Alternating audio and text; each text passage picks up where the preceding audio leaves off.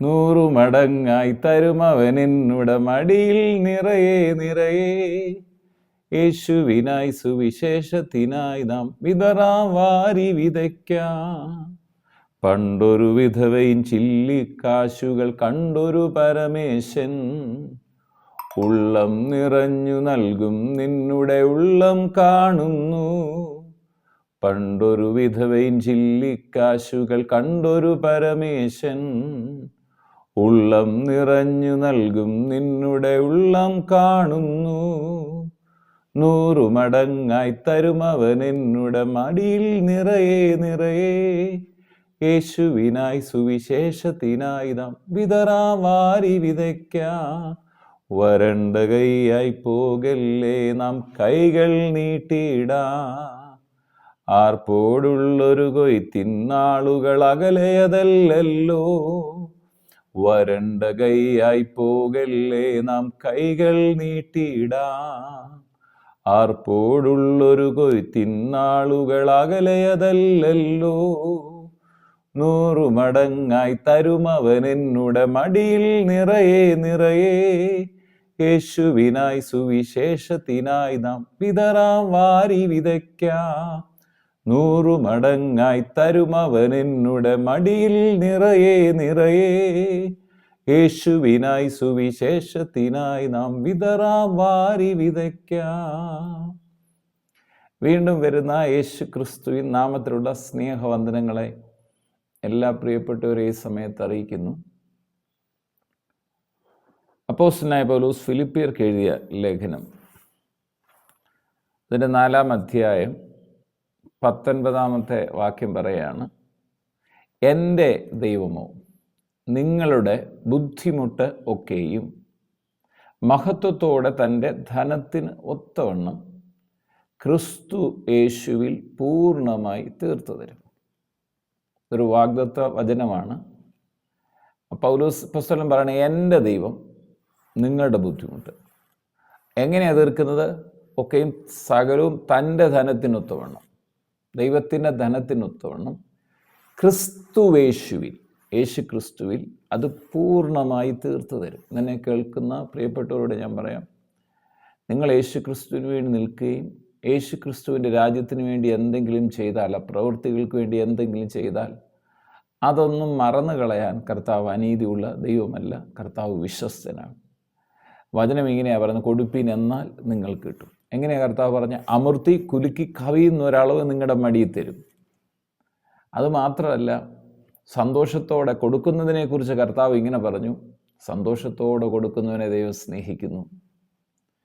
അവനവൻ ഹൃദയത്തിൽ നിശ്ചയിച്ചതുപോലെ കൊടുക്കണം, നിർബന്ധത്താൽ അരുത് എന്ന് യേശു കർത്താവ് പറഞ്ഞു. അപ്പോൾ തന്നെ സന്തോഷത്തോട് കൊടുക്കുന്നതാണ് ഏറ്റവും പ്രധാനപ്പെട്ട കാര്യം. കാര്യം എന്താ? കർത്താവ് തരാത്തതായി നമ്മുടെ ജീവിതത്തിൽ എന്താണുള്ളത്? ഇന്ന് ഞാൻ ഈ വചനം സംസാരിച്ചുകൊണ്ടിരിക്കുമ്പോൾ എൻ്റെ ആരോഗ്യം, എൻ്റെ ധനം എല്ലാം, നിങ്ങൾ കേൾക്കുന്നവരുടെ ആരോഗ്യം, ഇതൊക്കെ ദൈവത്തിൻ്റെ ദാനമാണെന്ന് മറന്നു പോകരുത്. നമ്മൾ ഇന്ന് ഭൂമിയിൽ ജീവനോടെ ആയിരിക്കുന്നെങ്കിൽ, ഒരു ദിവസം കൂടെ ജീവിക്കുന്നുവെങ്കിൽ ദൈവത്തിൻ്റെ കരുണ കൊണ്ടാണ്, ദയ കൊണ്ടാണ്, കൃപ കൊണ്ടാണെന്നുള്ളത് മറന്നു പോകരുത്. ഇവിടെ അപ്പോസ്തലൻ ഫിലിപ്പിയരുടെ ദയയിൽ, ഫിലിപ്പിയ സഭയുടെ ദയയിൽ പൗലോസിനുണ്ടായ അവരോട് പറയുന്ന കൃതജ്ഞതയാണ് ഈ ഭാഗത്ത് പറയുന്നത്. എനിക്ക് പറയണേ, നിങ്ങൾ പിന്നെയും എനിക്ക് വേണ്ടി വിചാരപ്പെടുവാൻ തുടങ്ങിയതിൽ ഞാൻ കർത്താവിൽ വളരെ സന്തോഷിച്ചു. നിങ്ങൾ എന്നെക്കുറിച്ച് വിചാരിക്കുന്നതുകൊണ്ട് ഞാൻ കർത്താവിൽ വലിയ സന്തോഷം എനിക്കുണ്ടായെന്ന് അപ്പോസ്തലൻ പറയാണ്. മുമ്പേ തന്നെ നിങ്ങൾക്ക് വിചാരമുണ്ടായിരുന്നുവെങ്കിലും അന്ന് എന്നെ എന്ന് വെച്ചാൽ അവസരമൊന്നും കിട്ടിയില്ല ചെയ്തക്കോണം. ബുദ്ധിമുട്ട് നിമിത്തമല്ല ഞാൻ പറയുന്നത്, ഉള്ള അവസ്ഥയിൽ അലഭാവത്തോടിരിപ്പാൻ ഞാൻ പഠിച്ചിട്ടുണ്ട്. താഴ്ചയിലിരുപ്പാനും സമൃദ്ധിയിലിരുപ്പാനും എനിക്കറിയാം. എന്നിട്ട് അപ്പോസ്തലൻ പറഞ്ഞു, തൃപ്തനായിരിക്കാനും വിശന്നിരിപ്പാനും സമൃദ്ധിയിലിരുപ്പാനും ബുദ്ധിമുട്ട് അനുഭവിപ്പാനും എല്ലാം ഞാൻ ശീലിച്ചിരിക്കുന്നു. ഈ വേലയുടെ മധ്യത്തിൽ ഇതെല്ലാം എനിക്ക് പല അനുഭവങ്ങളിലൂടെ ഞാൻ കടന്നു പോകേണ്ടി വന്നിട്ടുണ്ട്. എന്നിട്ട് അപ്പോസ്തലൻ ഉറപ്പിക്കുകയാണ്, എന്നെ ശക്തനാക്കുന്ന യേശു ക്രിസ്തു മുഖാന്തരം ഞാൻ സകലത്തിനും മതിയാവനാകുന്നു എന്ന് പറഞ്ഞാൽ ദൈവത്തിൻ്റെ ശക്തിയാണ്, യേശുക്രിസ്തു മുഖാന്തരമാണ് ഇതൊക്കെ എനിക്ക് ചെയ്യാൻ കഴിയുന്നത്. ഇതൊന്നും എൻ്റെ കഴിവല്ല, എൻ്റെ ശക്തിയിലല്ല എന്ന് അപ്പോസ്തലൻ പറയാണ്. എങ്കിലും എൻ്റെ കഷ്ടതയിൽ നിങ്ങൾ കൂട്ടായ്മ കാണിച്ചത് നന്നായി. എനിക്ക് കഷ്ടത വന്നപ്പോൾ, എനിക്ക് ബുദ്ധിമുട്ട് വന്നപ്പോൾ നിങ്ങൾ എന്നെ സഹായിച്ചത്, എന്നോട് കൂട്ടായ്മ കാണിച്ചത് നന്നായി. എന്ന് പറയാണ്. ഫിലിപ്പ്യരെ സുവിശേഷ ഘോഷണത്തിൻ്റെ ആരംഭത്തിൽ ഞാൻ മക്കദോനിയയിൽ നിന്ന് പുറപ്പെട്ടാറെ നിങ്ങൾ മാത്രമല്ലാതെ ഒരു സഭയും വരവ് ചെലവ് കാര്യത്തിൽ എന്നോട് കൂട്ടായ്മ കാണിച്ചില്ല എന്ന് നിങ്ങളും അറിയുന്നു. തെസലോനിക്കയിലും എൻ്റെ ബുദ്ധിമുട്ട് തീർപ്പാൻ നിങ്ങൾ 1-2 വട്ടം അയച്ചു തന്നു. അപ്പം സാമ്പത്തികമായി പണം അയച്ചു കൊടുത്ത് സഹായിച്ചതിനെ കുറിച്ച് പറയുകയാണ്.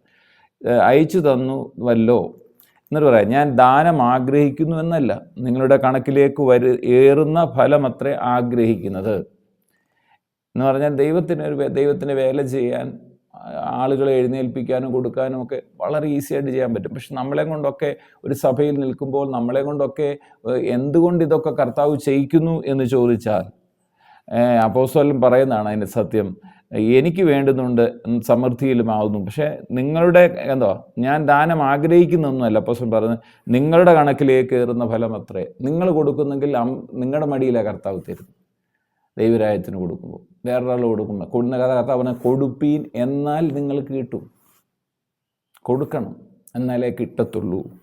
അപ്പം ദൈവം നമുക്ക് തന്നതിൽ നിന്ന് നമ്മുടെ സമയം, കഴിവ്, സമ്പത്ത് ഇതൊക്കെ ദൈവരാജ്യത്തിനും ദൈവരാജ്യ പ്രവർത്തനങ്ങൾക്കും വേണ്ടിയൊക്കെ ഉപയോഗിക്കണം.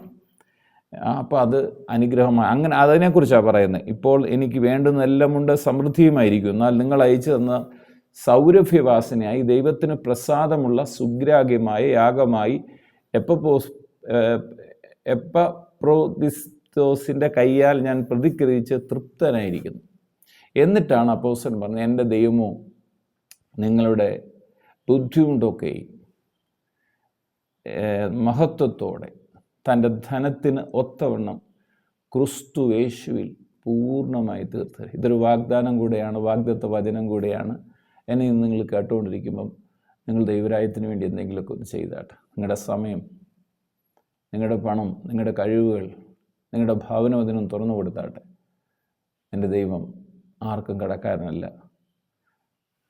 നീതിമാനായ ദൈവമോ.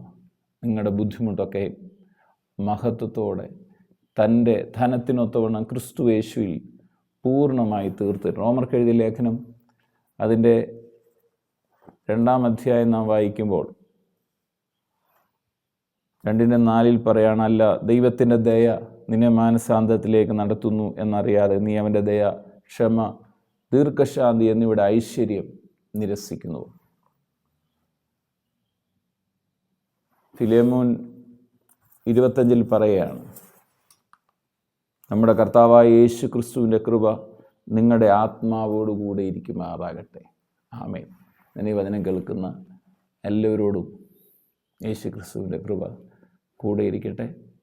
നിങ്ങളുടെ ബുദ്ധിമുട്ടൊക്കെയും യേശു ക്രിസ്തു മുഖാന്തരം തൻ്റെ മഹത്വത്തിനോ ഒത്തവണ്ണം ക്രിസ്തു യേശുവിൽ പൂർണ്ണമായി തീർത്തു തരട്ടെ എന്ന് പ്രാർത്ഥിക്കാം. പിതാവെ, പ്രാർത്ഥിക്കുന്നു, എന്നെ ശ്രമിക്കുന്ന ഓരോ പ്രിയപ്പെട്ടവർക്ക് വേണ്ടി പ്രാർത്ഥിക്കുമ്പോൾ കർത്താവെ, ഇവരുടെ ബുദ്ധിമുട്ടുകൾ യേശു ക്രിസ്തു മുഖാന്തരം കർത്താവിൻ്റെ മഹത്വത്തിനൊത്തവണ്ണം പൂർണ്ണമായി തീർത്തു കൊടുക്കേണ്ടതിനും ഇവരനുഗ്രഹിക്കപ്പെടേണ്ടതിനായി പ്രാർത്ഥിക്കും. എന്നെ കേൾക്കുന്ന രോഗികൾ ഇപ്പോൾ തന്നെ യേശു ക്രിസ്തുവിന് അടിപ്പിണരുകളാൽ സൗഖ്യം പ്രാപിക്കട്ടെ.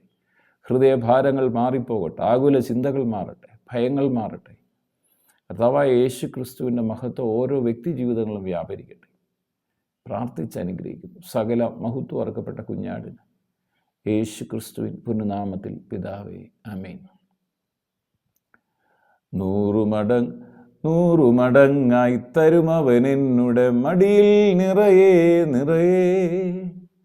യേശുവിനായി സുവിശേഷത്തിനായി നാം വിതറാം വാരി വിതയ്ക്കാം. വരണ്ട കൈയായി പോകല്ലേ നാം കൈകൾ നീട്ടിയിടാം.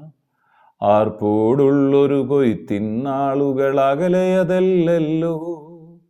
100 മടങ്ങായി തരുമവനെന്നുടെ മടിയിൽ നിറയെ നിറയെ. യേശുവിനായി സുവിശേഷത്തിനായി നാം വിതറാം വാരി വിതയ്ക്കാം. പണ്ടൊരു വിധവയിൻ ചില്ലിക്കാശുകൾ കണ്ടൊരു പരമേശൻ. ഉള്ളം നിറഞ്ഞു നൽകും നിന്നുടെ ഉള്ളം കാണുന്നു. 100 മടങ്ങായി തരുമവനെന്നുടെ മടിയിൽ നിറയെ നിറയെ. യേശുവിനായി സുവിശേഷത്തിനായി നാം വിതറാം വാരി വിതയ്ക്കാം.